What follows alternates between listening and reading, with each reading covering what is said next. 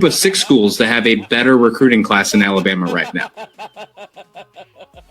That's not like a bad year. That's just egregious. That's egregious. You should never be Alabama and be that low in a when you're a blue blood. Yeah, that's it's wild. There are a group of 6 schools that have a better recruiting class than Alabama right now. That's not like a bad year. That's just egregious. That's egregious. You should never be Alabama and be that low in a when you're a blue blood. Yeah, that's it's wild. From Bears' last stand to Saban's empire, we built the league, broke the mold, and rewrote the code. Crimson Tide, unstoppable, undeniable, untouchable.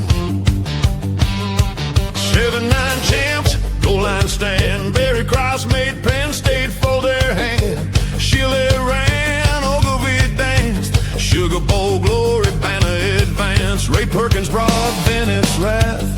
3-time All-American cleared the path. Bill Curry's crew, Siren Stacy's fire. Deep steep crown, Crimson never tired. Gene Stallings, 9-2 reign. Teague stripped Miami, left them in pain. Jay Barker, Lassick, Odin Tide. Langham locked down, Thorpe took flight. We're nothing but a winner. The best to ever do it. Crimson Tide rolls deep. No one cannot do it. Built for the light, bred for the fight. We don't chase greatness, we define it right. Saban touchdown, turn fire to flame. 6 rings later, they chant his name. And Graham ran wild, first Heisman won. 2009 Texas came under. Roll, Tide, roll. Like they say in the Bible, you know what I'm saying? Look out for your neighbor. You're going to thank the guys over there at Auburn Daily. Sound like Alabama Daily to me. These boys is on the road. I'm like, man, what kind of I mean, I do my share of Auburn stories. We know I do, but that's insane. Yep. It's still June. Man, look at me. Let me tell you something right now, man. Alabama football had a week that'll make Nick Saban stand up in his doggone palatial estate in his living room den, or maybe his own office, and throw his visor up in the air in celebration. You know how he do that thing. 5 commitments this week. Right? Yeah, tight tribe. 5. Count them now. Stanford Willis, 6'5", 290-pound offensive lineman out of Arab High School there in the state of Alabama, commits to the Tide, chose us over South Carolina. Got something in my eye. UCLA, Virginia Tech, baby. That boy is from Arab, okay? Alabama. He's already bleed this crimson, and he don't even have a jersey yet. What is in here? The coaching staff said that Stafford can compete. Got Stanford on my brain because that's coming up next. Beat them down. Took their calculators.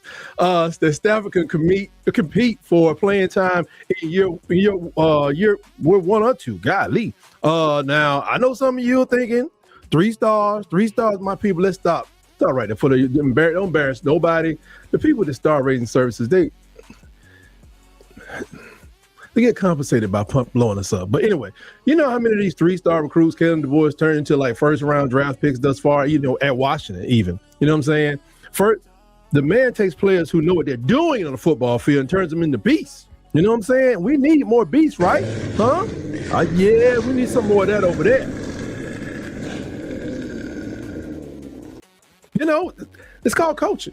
You coach people up, especially when you see the raw material, the natural ability is already there, and it needs technique. It need to pull back some of the aggression. Maybe need to teach them about leverage, teach them about physics, teach them about geometry, all that stuff. It's called coaching.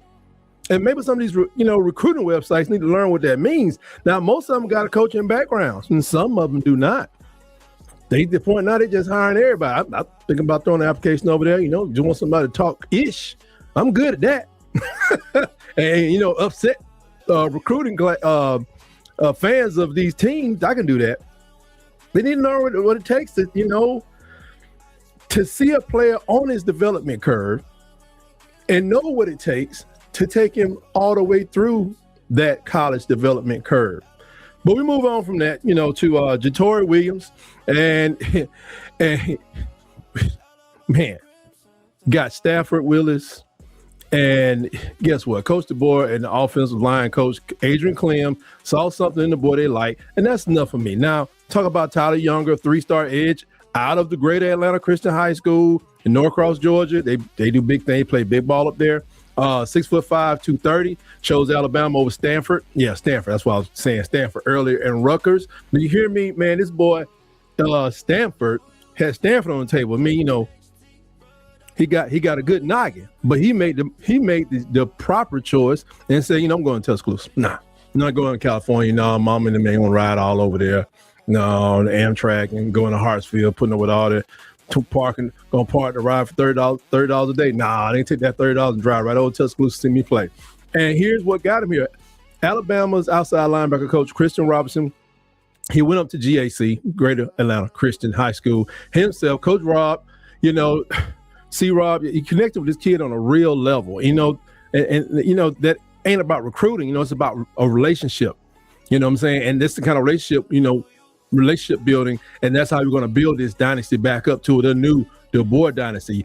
Younger said that Coach DeBoer explained how they develop players, and men. Womack talked to him about everything they need, that he needs, how his needs everything's going to line up, and the program is, talking for itself.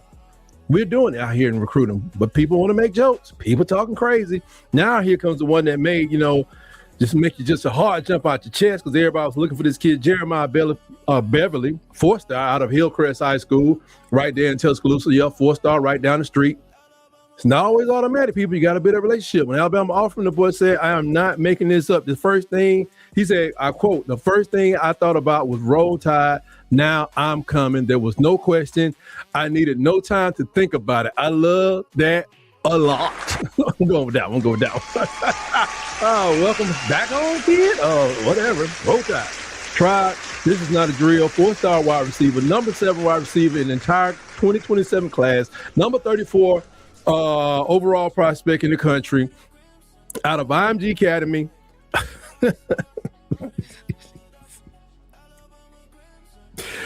Hey, man, it's just so exciting, man. This going back to my man from Hillcrest High School for a second.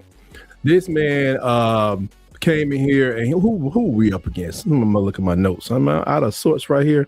He said, yeah.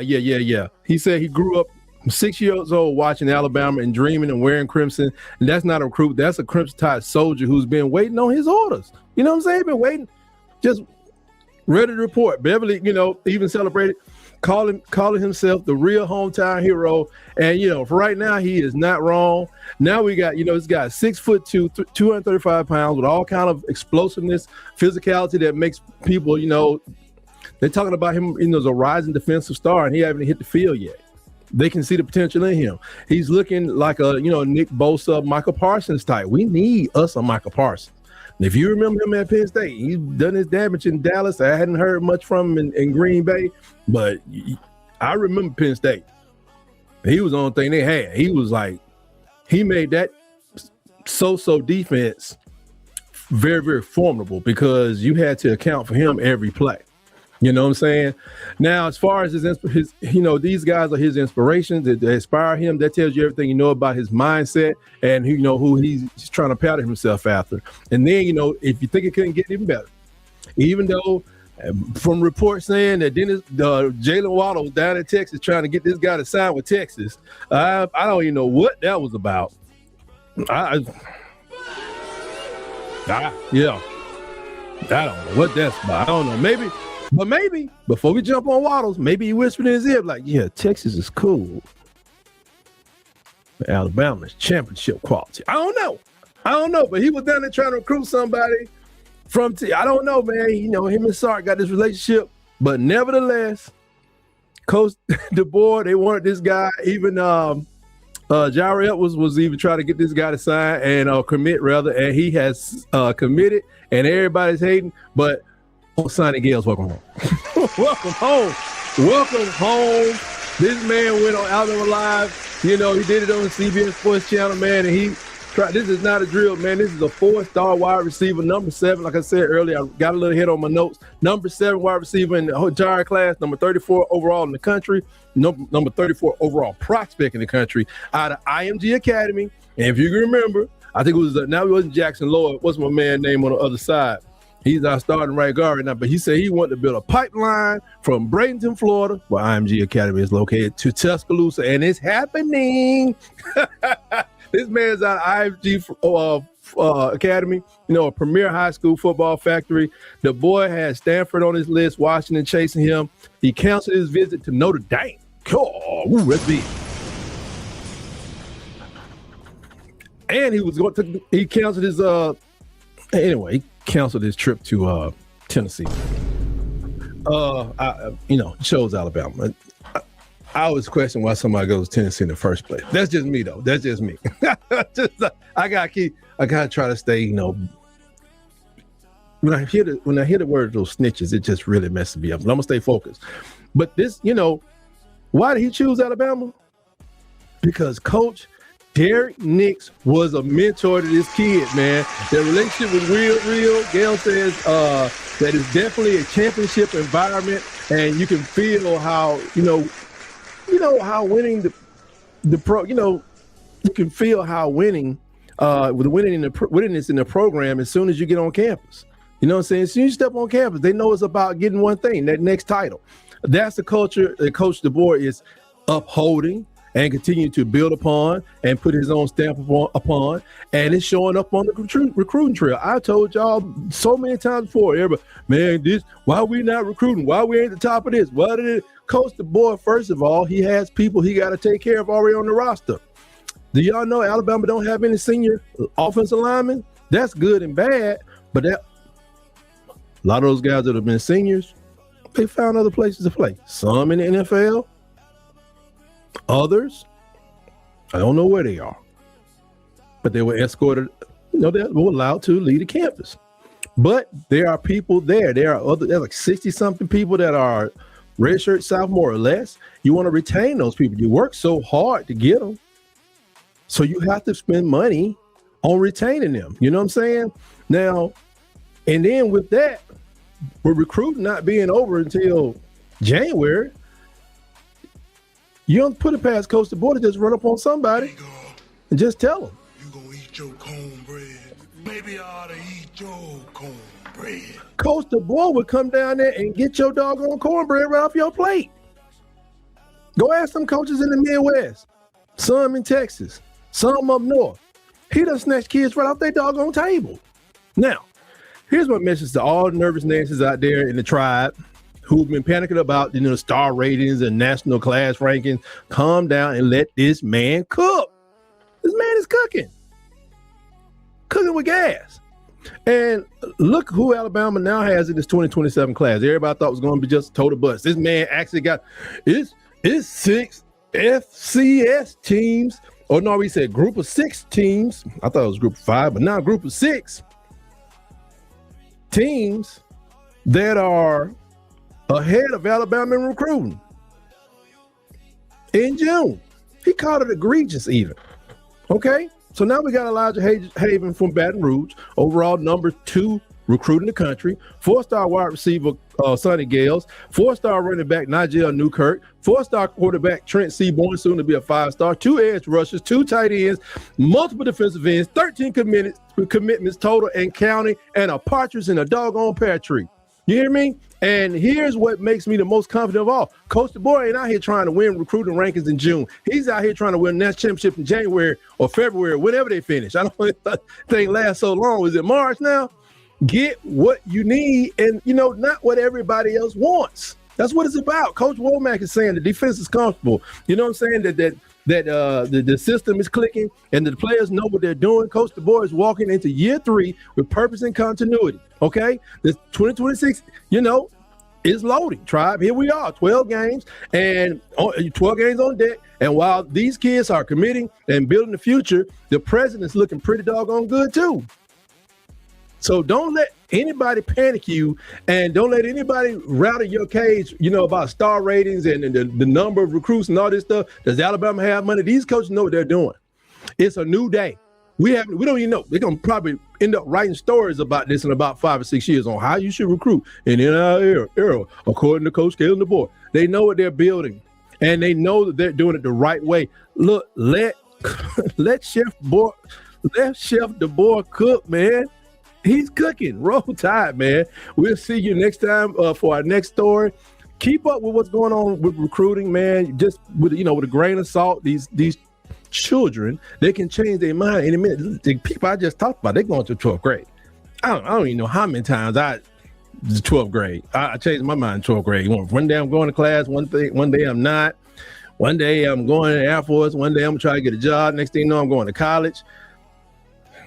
Hey, so I'm just telling you, didn't make it to Air Force, by the way. But thank you so much for watching Tight Sports. The Alabama Sports Megacast. And if you're not subscribed, you're missing out on the most passionate, the most real, the most on-point Alabama coverage on the internet. Hit that subscribe button right now. Stay with me. And until next time, always remember, Roll Tide, roll. No matter I'm coming.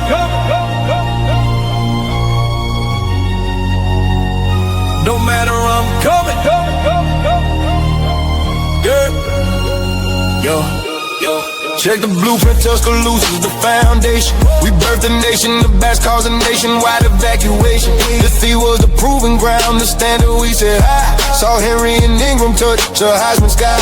They handed out the stiff arm, it was more like a smash. Made that whole damn curve look like absolute crap. We talk 4,000 yards, talk 40 touchdowns deep. You thought you had the angle, but you fell fast asleep. Derrick Henry stepped up, 6'3" and 247. A freight train out of hell, sent straight from football heaven. He didn't sidestep, nah, he came to stomping pound. Defenders caught the pain as his cleats tore up the ground. Mark Ingram was the first, a compact stick of dynamite. Dallas and the birds, you by that championship. He ran through the middle, put his shoulder in your ass. If you weren't on the ground, you were running out of gas, blowing through your chest. Trapping from Barron's backfield beast.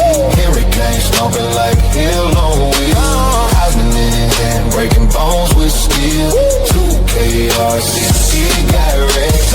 Too many men, still not enough.